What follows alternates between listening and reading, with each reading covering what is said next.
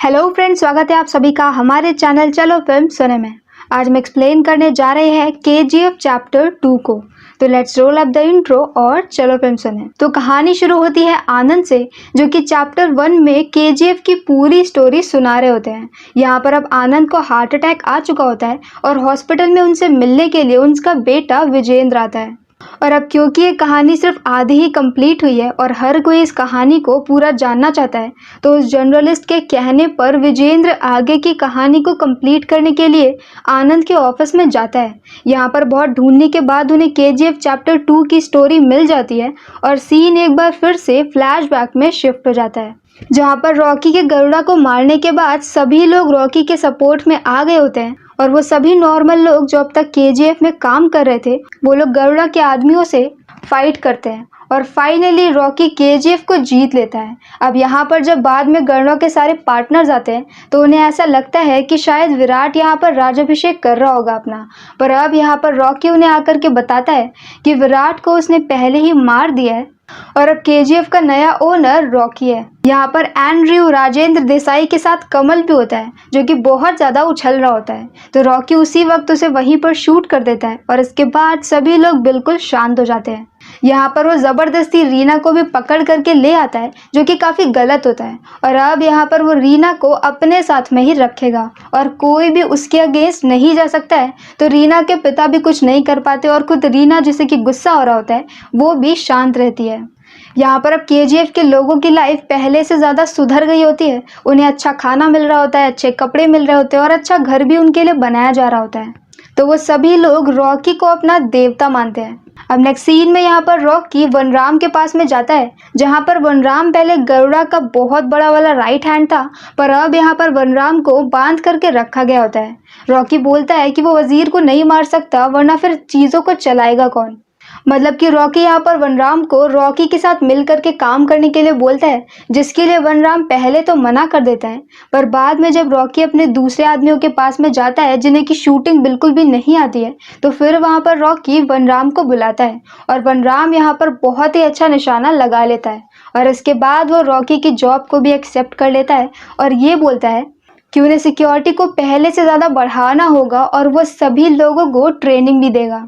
यहाँ पर जब पार्ट 1 में रॉकी मेंटेनेंस रूम में गया था, तब उसने वहाँ पर कुछ और भी नोटिस किया था और अब उसे पता चलता है कि यहाँ पर पूरे केजीएफ में सिर्फ एक माइन नहीं है, बल्कि पूरी 9 माइन है और इन 9 माइंस को कभी भी खोला नहीं गया, सिर्फ एक से ही काम चलाते रहे, क्योंकि सूर्यवर्धन नहीं चाहते थे कि हर किसी को 9 माइंस के बारे में पता चले। ऐसा पता चलने पर केजीएफ पे खतरा और भी ज़्यादा बढ़ जाता और अब यहाँ पर जब ये सारी बातें पार्टनर्स को पता चलती है तो वो और भी ज़्यादा शॉक्ड हो जाते हैं और अब तो रॉकी का वट और भी ज़्यादा बढ़ जाता है। वो यहाँ पर किसी को भी नहीं मारता है और सबको पहले की तरह बिजनेस करने के लिए बोलता है, क्योंकि उसे पता होता है कि अगर वो हर किसी को मार देगा तो वो बिजनेस किसके साथ करेगा।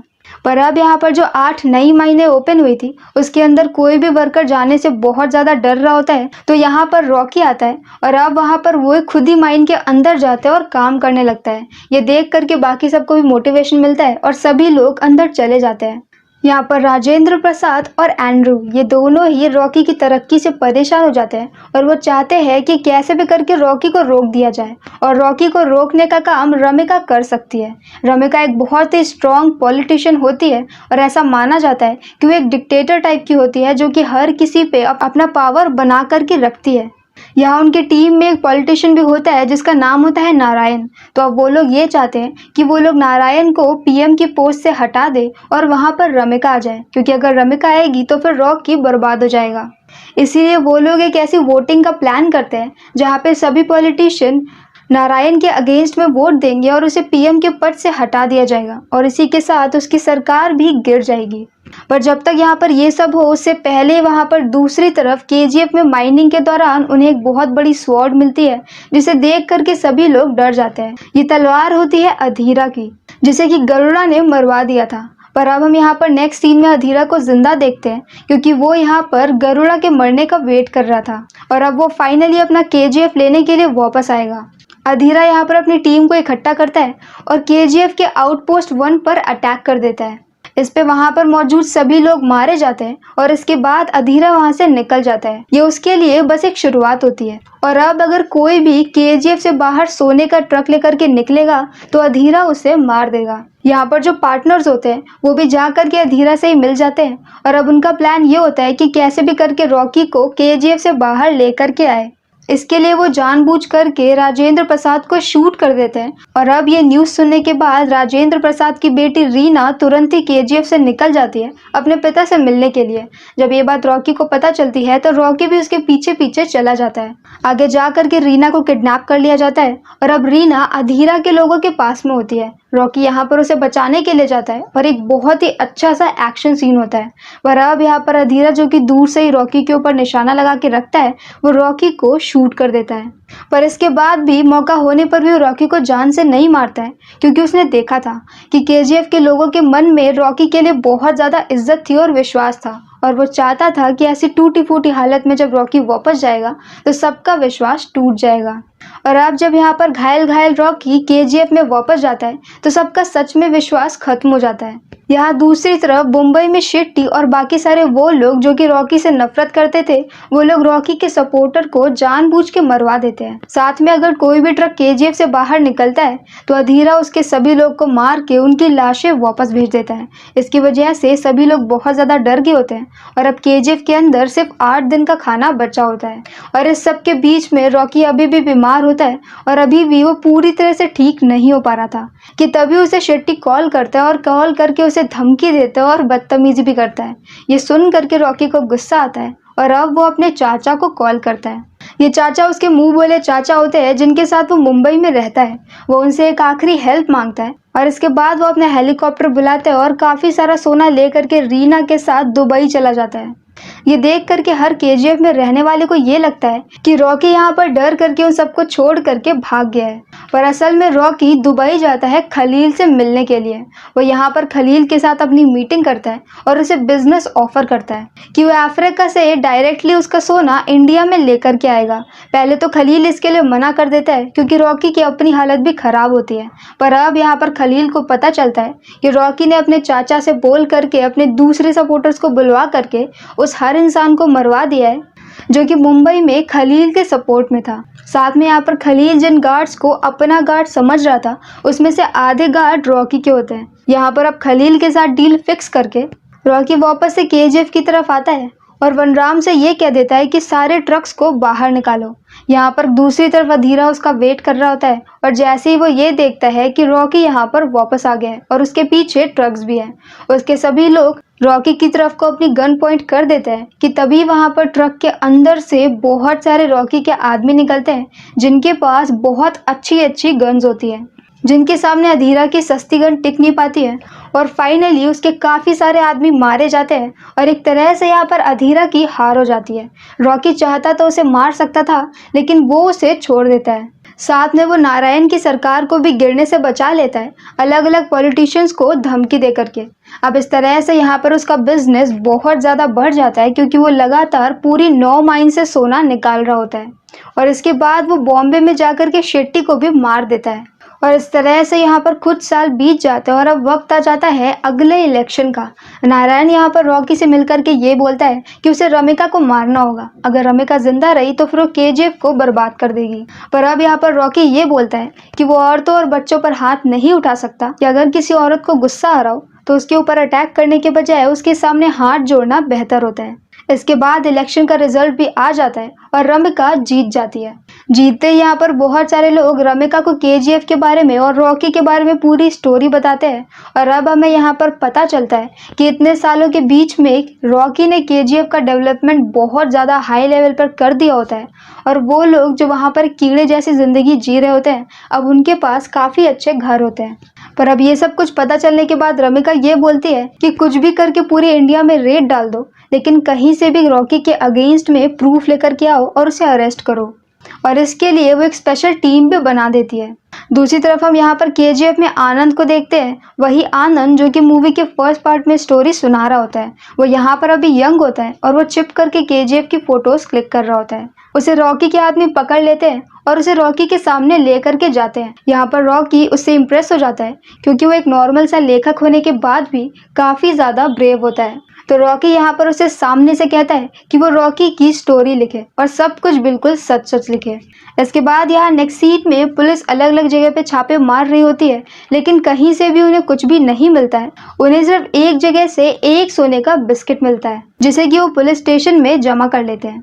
जब ये बात रॉकी को पता चलती है तो वो उस एक सोने के बिस्किट को लेने के लिए पुलिस स्टेशन में पहुंच जाता है और जैसे ही सबको ये पता चलता है कि सोने का बिस्किट रॉकी का है, सब लोग डर जाते हैं क्योंकि रॉकी की शक्ल तो बहुत ही कम लोगों ने देखी होती है, लेकिन उसके नाम का डर ही बहुत बड़ा होता है। यहाँ पर वो स्टाइल में जाता है, अपनी सोने की बिस्किट लेता है, बाहर आता है, एक बहुत बड़ी सी मशीन गन लगाता है और पूरे पुलिस स्टेशन पे फायरिंग शुरू कर देता है। ये उसका अपनी नई गन को लाने के बाद फील्ड टेस्ट होता है। यहाँ पर फील्ड टेस्ट कंप्लीट करने के बाद नेक्स्ट सीन में हम ये देखते हैं कि रमिका को फाइनली कुछ प्रूफ मिल गया होता है और इसके दम पर वो रॉकी को अरेस्ट करना चाहती है कि तभी वहाँ पर फूलों का बुके लेकर के सामने से रॉकी उससे मिलने के लिए आता है और एक फाइल लेकर के आता है। उस फाइल में रॉकी के अगेंस्ट बहुत सारे प्रूफ होते हैं और वह सामने से बोलता है कि रमिका चाहे तो इस फाइल को रख करके उसके अगेंस्ट कोई सा भी केस बना सकती है। रमिका इस फाइल को लेने भी वाली होती है कि तभी वहां पर रमिका के दूसरे सपोर्टर्स आते हैं और ये बताते हैं कि असल में उनकी पार्टी के 200 पॉलिटिशियन को रॉकी ही फंडिंग करता है। तो मतलब कि अगर वो रॉकी के अगेंस्ट कहीं पर कोई भी खुलासा करते हैं तो सबको पता चल जाएगा कि खुद रमिका की पार्टी के लोग उसके साथ में हैं और उसकी पार्टी गिर जाएगी। अब रमिका यहाँ पर सिवाय धमकी देने के और कुछ भी नहीं कर पाती है और रॉकी वहाँ से निकल जाता है, पर इसके बाद वो जा करके सभी सोने की डिलीवरी को रोक देता है। और ये बात जब खलील को पता चलती है तो उसे काफ़ी ज़्यादा गुस्सा आता है क्योंकि रॉकी अपनी मनमानी कर रहा होता है। रॉकी के पार्टनर भी यहाँ पर रॉकी से परेशान होकर के अधीरा की हेल्प मांगते हैं और अब यहाँ पर खलील भी अधीरा के सपोर्ट में होता है। अधीरा जो कि जिंदा था, वो इतने सालों से केजीएफ में काम कर रहे अलग अलग एम्प्लॉयज को पकड़ करके वहाँ के बारे में इंफॉर्मेशन निकाल रहा होता है और अब इतने सालों बाद उसके पास केजीएफ का एक मैप होता है। वो बताता है कि अंदर जाने के 2 रास्ते हैं, पर दोनों ही रास्तों पर सिक्योरिटी इतनी ज़्यादा है कि जाना मुश्किल है, तो उसे किसी माइन के अंदर से होकर के जाना पड़ेगा और उस माइन के बारे में उसे किसी और से पता करना पड़ेगा। और ये पता करने का काम वो एंड्रयू को देता है क्योंकि अगर एंड्रयू ने ऐसा नहीं किया तो अधीरा उसे मार देगा।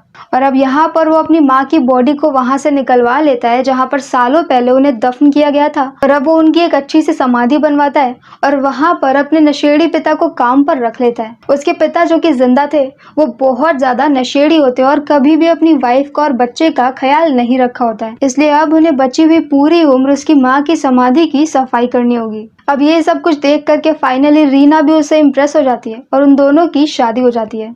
दूसरी तरफ अधीरा को कोई एक बहुत अच्छी इन्फॉर्मेशन दे देता है कि वो एग्जैक्टली कहाँ पर खुदाई करना शुरू करेगा, तो वो उन्हीं में से एक माइन में पहुंच जाएगा, माइन नंबर 3 में। ये खबर मिलते ही अधीरा वहाँ पर खुदाई शुरू कर देता है और अब नेक्स्ट सीन में यहाँ पर रीना को पता चलता है कि वो प्रेग्नेंट है। वो जाकर के ये बात जल्दी से केजीएफ में खड़े हुए रॉकी को बताती है। अब इससे पहले कि यहाँ पर रॉकी खुश होता, पीछे से अधीरा के लोग अटैक कर देते हैं और उसमें वो रीना को शूट करके मार देते हैं। रीना की डेथ से यहाँ पर रॉकी को बहुत बड़ा झटका लगता है और अब गुस्से में उसके और अधीरा के बीच में एक फाइनल फाइट शुरू होती है जो कि बहुत लंबी और बहुत ही अमेजिंग होती है, जिसमें एंड में रॉकी अपना मेन हथियार हथौड़े को लेता है और उससे अधीरा की बहुत पिटाई करता है। इसके बाद वो अधीरा की गर्दन को तोड़ देता है और उसे जान से मार देता है। पर अब यहाँ पर रॉकी को पता चल गया था कि अधीरा को माइन के बारे में इंफॉर्मेशन बाहर से मिली है, तो वो तुरंत ही अपने लोगों को इकट्ठा करता है और सीधे पहुंच जाता है पार्लियामेंट में। पार्लियामेंट में उस वक्त वहां पर बहुत सारे नेता बैठे होते हैं और वहां पर रमिका स्पीच दे रही होती है और रमिका का यहाँ पर यह प्लान होता है कि चाहे उसे खुद को भी इस्तीफा देना पड़े, लेकिन फिर भी वो रॉकी के अगेंस्ट वारंट निकाल के रहेगी। पर तभी वहां पर अंदर रॉकी आता है और नारायण को उसके सामने ही शूट करके मार देता है, क्योंकि वो आखिरी आदमी नारायण ही होता है जो कि अधीरा की हेल्प कर रहा था और फ्रॉम द स्टार्टिंग पीछे से सारी चालें नारायण ही चल रहा होता है। और ये सारा प्लान उसी का होता है कि वो रॉकी को केजीएफ में भेजेंगे, गरुड़ा को मरवा देंगे, रॉकी को मरवा देंगे और केजीएफ को अपने कंट्रोल में ले लेंगे। पर अब यहाँ पर क्योंकि उसने सबके सामने पार्लियामेंट में आकर के एक पॉलिटिशियन को मारा है, तो अब सरकार के पास रॉकी के अगेंस्ट बहुत सारे प्रूफ आ जाते हैं और अब यहाँ पर रमिका रॉकी के अगेंस्ट डेथ वारंट निकाल देती है। रॉकी को मारने के लिए केजीएफ में बहुत बड़ी फोर्स जाती है, जो कि केजीएफ में रहने वाले सभी लोगों को वहां से बाहर निकाल देते हैं ताकि वो रॉकी को ढूंढ सके। पर अब यहाँ पर उन्हें पता चलता है कि रॉकी अपने महल में नहीं होता है और नेक्स्ट सीन में हम रॉकी को देखते हैं जो कि एक शिप पर होता है। उस शिप पर उसने अभी तक का सारा सोना रखा होता है और ये सोना बहुत ज़्यादा होता है। रमिका को भी ये बात पता चल जाती है क्योंकि खुद रॉकी की शिप से उसे ये बात बताई जाती है। मतलब कि रॉकी को पता चल गया था कि उसका अंत आने वाला है, इसीलिए वो खुद ही अपनी इन्फॉर्मेशन दे देता है और वो खुद भी मरना चाहता है, पर पानी के अंदर सारे सोने के साथ, क्योंकि सोना उसी के साथ डूब जाएगा और किसी को भी नहीं मिलेगा। और होता भी ऐसा ही है। सारे फाइटर प्लेन एकदम से रॉकी के ऊपर अटैक कर देते हैं और उसकी पूरी शिप ब्लास्ट हो जाती है। रॉकी और सोना दोनों पानी के अंदर चले जाते हैं और दोबारा कभी भी किसी को भी नहीं मिलते हैं। रमिका रॉकी के बारे में हर एविडेंस को मिटवा देती है और साथ में वो ऐसा पक्का करती है कि कहीं पर भी रॉकी का जिक्र भी ना हो और किसी को भी उसके बारे में पता ना चले। इसलिए सिर्फ आनंद ही ऐसा होता है जिसे कि रॉकी के बारे में पता होता है। आनंद इस पूरी स्टोरी को लिखता है और बाद में इसे पब्लिश भी करता है। और मूवी के स्टार्टिंग की बात मैं बीच में मिस कर गई थी कि कहानी की शुरुआत में जो कि चैप्टर 1 में उसने बोला था कि एक शिला पे रॉकी की तस्वीर बनी है, कहानी की शुरुआत में वो तस्वीर मिल जाती है। वो बहुत बड़े से पत्थर पर बना हुआ रॉकी का स्कल्पचर होता है जो कि केजीएफ के लोगों ने बनाया था, क्योंकि उनके लिए रॉकी उनका देवता होता है। और रॉकी ने यहाँ पर मरने के बाद भी उनके लिए केजीएफ टाउन बसा दिया होता है, जहाँ पर बहुत सारे उनके लिए घर बने होते हैं। और इसी सैड एंडिंग के साथ ये कहानी यहीं पर ख़त्म हो जाती है। तो अगर आपको हमारा एक्सप्लेन पसंद आया हो तो प्लीज़ हमारी वीडियो को लाइक करें, शेयर करें और हमारे चैनल को सब्सक्राइब करें।